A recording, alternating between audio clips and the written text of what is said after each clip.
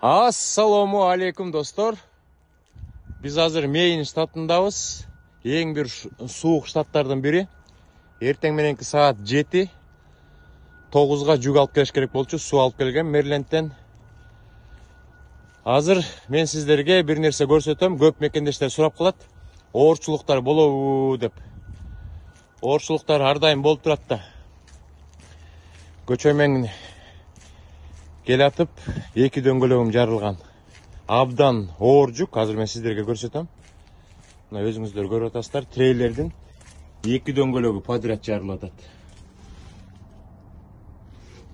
Эки дөңгөлөгү подряд жарылды.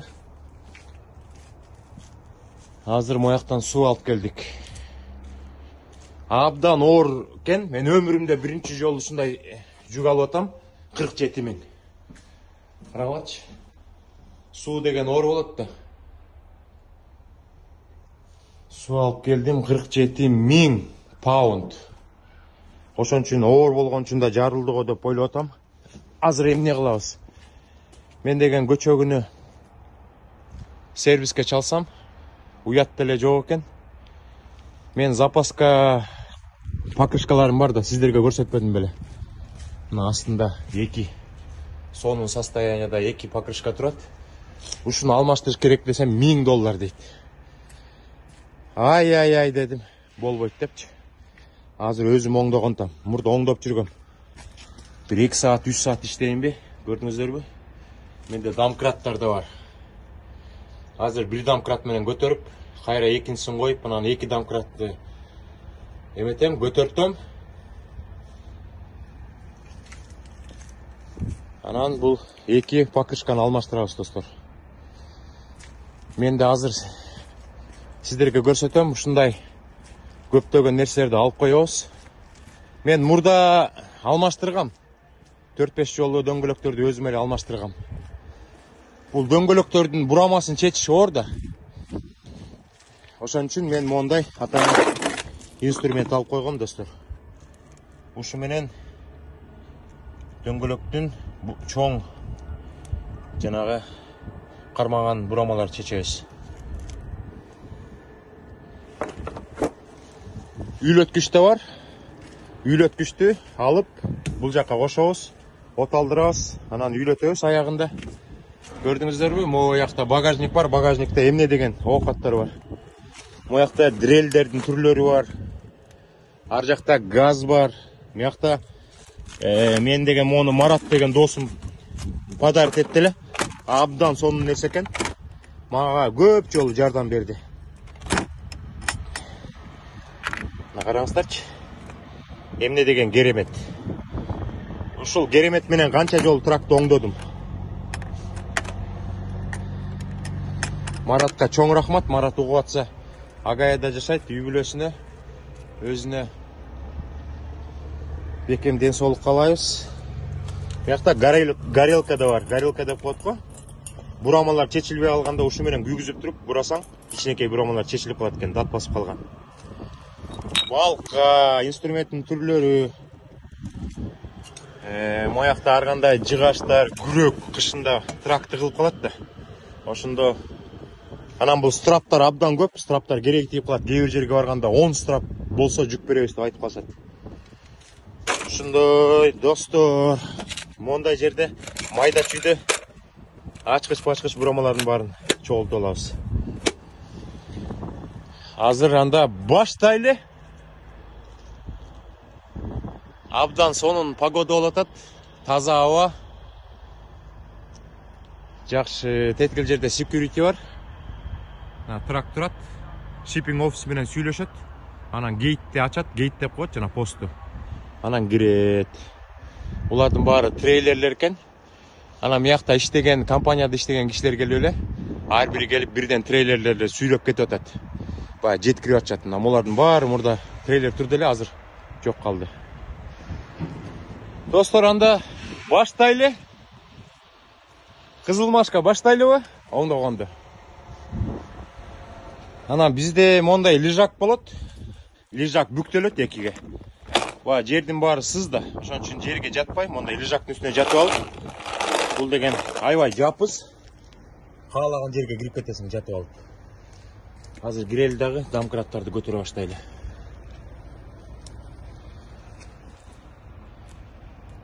Мен дагы айтпайлы койсом болмок экен, жанагы shipping офиске барганда мен өзүм айтып алатпаймынбы, эки дөңгөлөгүм жарылып калды, ичине трак ичине кыйшыйып турат деп. Өзүңүздөр көрүп атпайсыздарбы?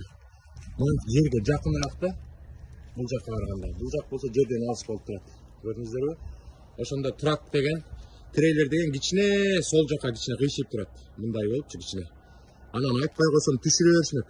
Мен дагы айтып алып, ушундай дөңгөлөк жарылды десем, анда дөңгөлөктү жасатмайынча жүгүңдү түшүрбөйбүз дейт. Эгер могу жүктү түшүрүп койгондо мага жасаганга жеңил болмок да. Бул 47 паунттун 20 миңден да кичине ашыгыраак. Достор, экинчи серияны тарта баштайын. Азыр лежакка жатып, астына кирип чыктым. Домкратты кичине көтөрдүм. Азыр лежакка жатайынчы, жатып туруп бир сыра кирип чыгайын. Так. Мындай киребиз. Кирип туруп домкраттын жанына барабыз. Көрдүңүздөрбү? Мен деген атайын бул эки тактайды койдум. Анан бул жапызыраак домкратты киргизип көтөрүп атам азырчы. Көтөрүп туруп анан азыр дөңгөлөктүн бурамаларын чечип бүткөндөн кийин бул домкратты до конца көтөрөм. Эгер толук көтөрө албай калса, анда мен монун астына дагы бир жыгачты коюп туруп, муну менен көтөрүп эки домкрат кармайт да. Ошондо бышыгыраак болот достор. Азыр мен сиздерге көрсөткөм бул инструментти, дөңгөлөктөрдүн бурамасын чечкен. Абдан жакшы окот. Мен азыр 1 мүнөттүн ичинде 3 болтту бошоттум. Азыр сиздерге көрсөтөм. Мондайынан тагылат. Анан бул аябай катуу да. Азыр катуу үндөр чыгат. Тигин азыр жулуп чыгат азыр. Бураманы карап туруңуздар.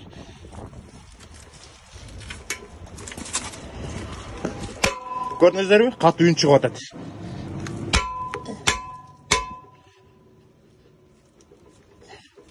Мына бошотту. Бураманы бошотот, азыр жеңил бурала баштайт. Мына көрдүңүздөрбү? Бураманы бошотуп салды. Азыр мен кол менен чечкенге аракет кылам, азыр кичине бошотуп алып туруп. Сиздерге көрсөтөм. Азыр мен деген муну алып салам. Анан мындай инструменти бар. Көрдүңүздөрбү? Бул эмне деген күч менен буралат. Көрдүңүздөрбү? Мен уже кол менен бурап чечип баштадым. Бул да чечилди. Мына бул да чечилди. Ушинтип чечебиз достор. Достор, же болбосо менде мондай дагы дрель бар. Муну да алып койгом. Бул абдан кымбат дрель. 600 700 алгам. Бул дагы heavy duty деп болот да, ушундай чоң бурамалар чечет да.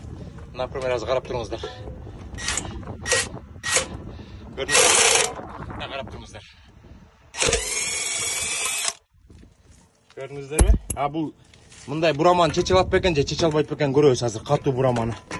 Мына көрөлү.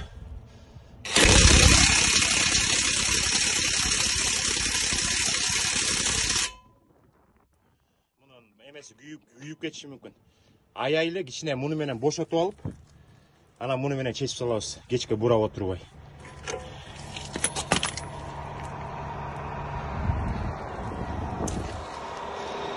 Биз деген могу бурам шлангыларды чечип салышыбыз керек экен. Мыякта сама подкачка бар да. Могу шлангыларды чечип салбасак башка бурамаларды чечкенге оор болуп калат экен. Ошон үчүн могу сама подкачканын бурамаларында чечип салыш керек экен. Уже жакшы да сүйлөй албай калдык. Буларды чечебиз, азыр муну да чечебиз, анан калган бурамаларды чечип салабыз. Мына ошентип бир 20% жумуш бүтүп калды. Мына акыркы бураманы чечебиз азыр. Анан моякка тизип коебуз. Канча бурама экен? 1 2 3 4 5 6 7 8 9 10 бурама экен.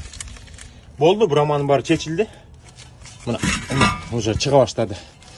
Мына достор чыга баштады. Оба! Биринчи дөңгөлөк чыкты. Моякка чыстайбыз. Азыр экинчи дөңгөлөктү алып чыгабыз. Анан буларды чыгарып жаңы дөңгөлөк салабыз. Монтировканы караш керек. Бизде бул жакта эки монтировка бар. Мо кичинекей монтировка абдан сонун экен, ыңгайлуу экен да. Мен Нью-Джерсиден сатып алдым эле ошо экөөнү. Мо $40 болчу. А мо чоң монтировка бул $80 болчу. Андан көрөк мо $80 кетирбейли. Мо $40-тан экини алыш керек болчу да. Бирок бул деле аябай күчтүү. Жакшы. Акырындан иштеп атып, бир дөңгөлөктүн покрышкалары чыкты. Жарылган покрышканын эки капталын чыгардык.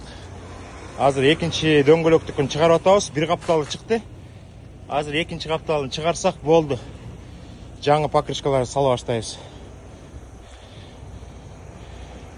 Америкада трак трейлердин дөңгөлөгүн алмаштыруу видеосунун 3-чү бөлүгүн баштайлы. Мына өзүңүздөр көргөндөй эки диска тең покрышкасы жок калды. Жарылган покрышкалар мыяка чыкты. Биз атайын май менен мен деген мооларды чыгарарда атайын эметип коетем да, сүйкөп коетем да. Жылмаяк болуп анан жакшы чыгат. Азыр эми трейлердин астына киребиз. Мына өзүңүздөр көрүп атасыздар.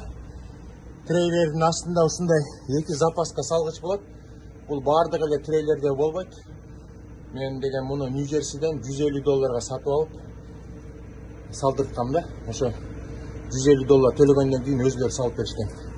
Абдан жакшы окат. Колдон келсе мындан дагы бирди мояка орнотуп коеюн деген. Стоп 4 запаска жүргөндөй болупту. Азыр буларды акырындан чыгарабыз, достор.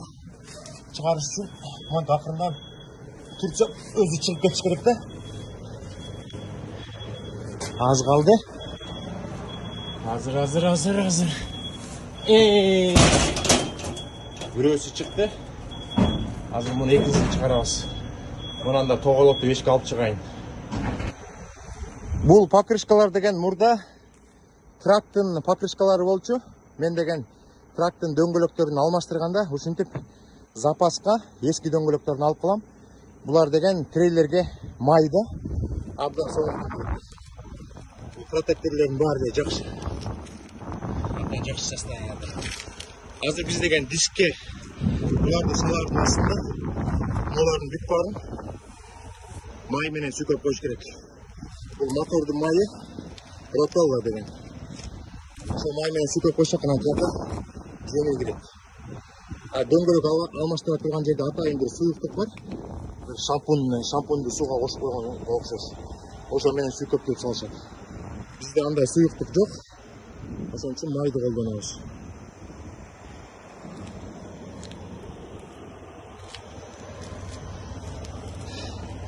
Муну болсо өзүңүздөр билесиздер, жумушка деп үйдүн жанындагы магазинден алганбыз. Канча эле $30 беле. Ушинтип кийип жүрөбүз. Кээ бир Америкада ушундай бутсу менен эле кыштан чыгып кетишет. Кызык жери.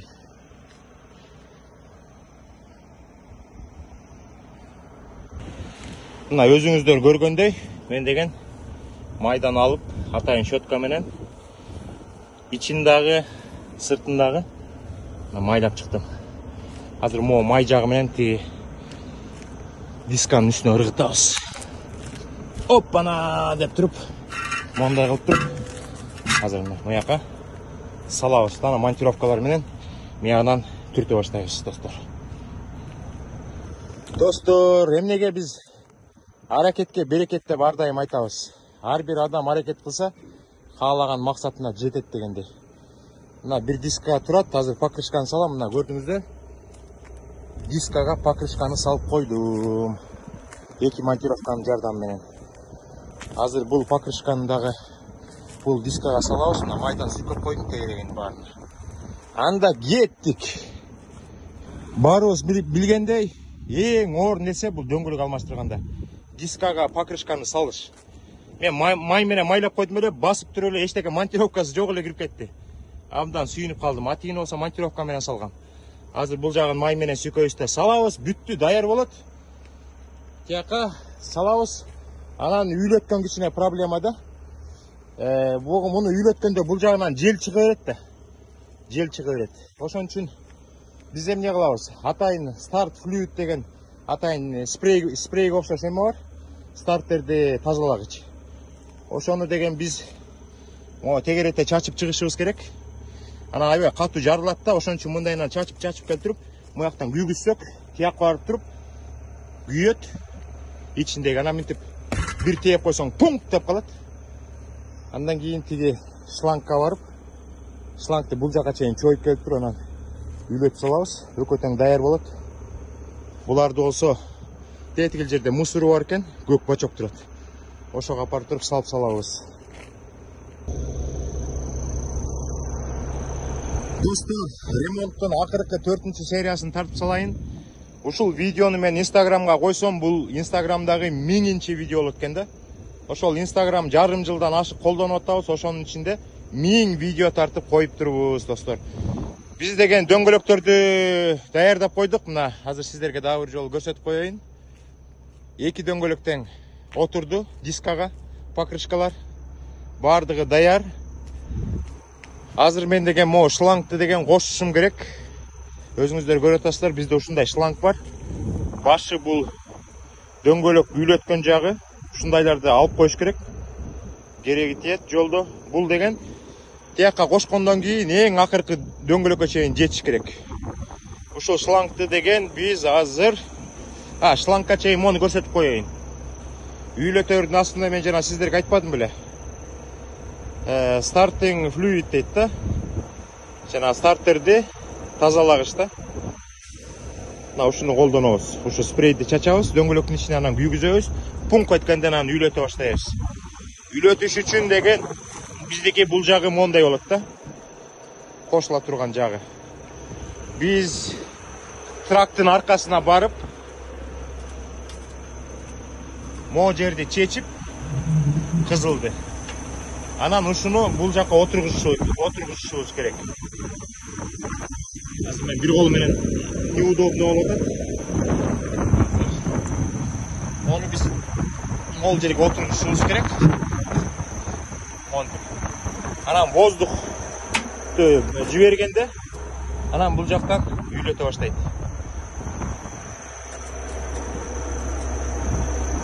Күлкүнү келтирген иш болуп кетти. Мен деген бул жака кошуп атпайбынбы шлангды. Муну бул жака эмес, бул жака кошуш керек экен да. Мен деген азыр чарчагандыктан алмаштырып алып турмун. Азыр ичинен воздухту жиберсем, бул жактан воздух чыгып атпайбы. Азыр муну чечебиз, бул жака тагабыз.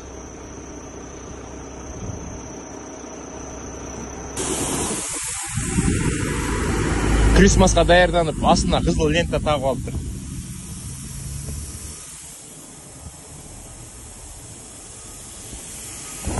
Анда процессти баштайлы, достор. Мына бирөөнү жасап койдум, үйлөтүлдү. Азыр экинчисин үйлөтөбүз.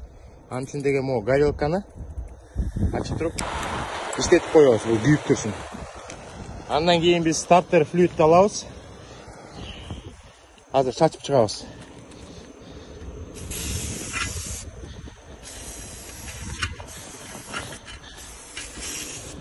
Монтип бир сыйра чачып чыгабыз ичине. Ана монту алып келип туруп, ана муяктан өрттөйбүз.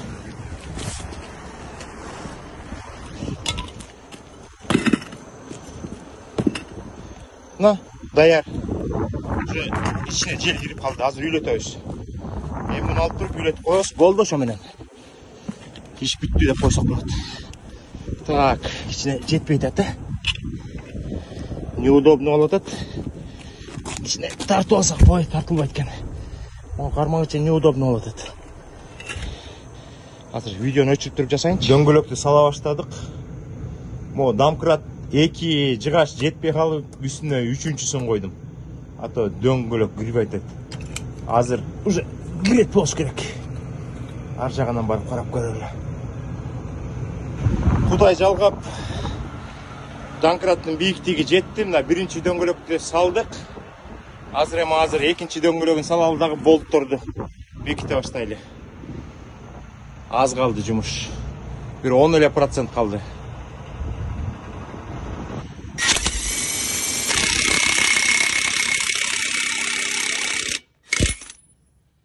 Шуруптарды бекитип атабыз, четинен кресна крес кылып. Кудай буйрса, жумуш бүтүп калды. Азыр дөңгөлөктү тагабыз. Прокачканын шлангларын тагабыз. Анан домкраттарды чыгарабыз дагы. Жүктү чыштайбыз. диспетчерге чалабыз. Аман жаңы жүк чыгып калса кетебиз, достор.